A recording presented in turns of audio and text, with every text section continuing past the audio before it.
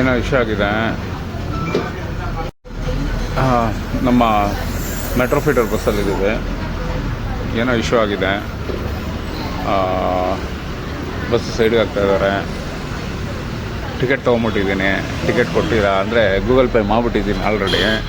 Ticket ಇನ್ನೂ ಕೊಟ್ಟಿಲ್ಲ ನನಗೆ. ಅವ್ರದ್ದೇನೋ ಮಿಷಿನ್ ಆಫ್ ಆಗ್ತಾಯಿದೆ ಅನಿಸುತ್ತೆ, ಟಿಕೆಟ್ ವೆಂಡ್ರಿಂಗ್ ಮಿಷಿನು. ಸೊ ಆ ತೊಂದರೆಯಿಂದ ಏನೋ ಮೋಸ್ಟ್ಲಿ ಇಲ್ಲಿ ಸೈಡಿಗೆ ನಿಲ್ಲಿಸ್ತಾ ಇದ್ದಾರೆ.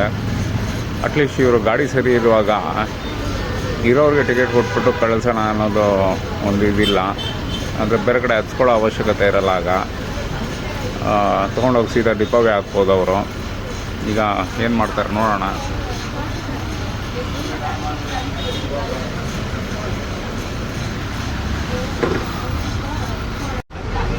ಆದರೂ ಪಾಪ ಏನೋ ಮಾಡ್ಕೊಂಡು ಕರ್ಕೊಂಡು ಹೋಗ್ತಾ ಇದ್ದಾರೆ.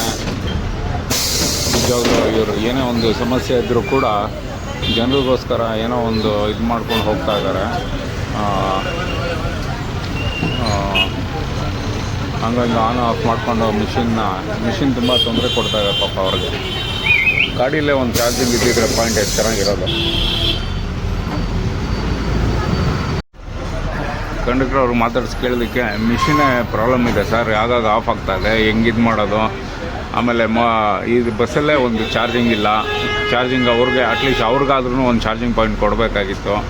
ಆನಂತರ ಮಿಷಿನಲ್ಲಿರೋಂಥ ಬ್ಯಾಟ್ರಿ ಚಾರ್ಜ್ ಆದಮೇಲೆ ಚಾರ್ಜ್ ನಿಲ್ತಾ ಇಲ್ಲ. ಈ ಥರ ಪ್ರಾಬ್ಲಮ್ ಪಾಪ. ಹೆಂಗೋ ಮ್ಯಾನೇಜ್ ಮಾಡ್ಕೊಂಡು ಕರ್ಕೊಂಡು ಹೋಗ್ತಾವ್ರೆ.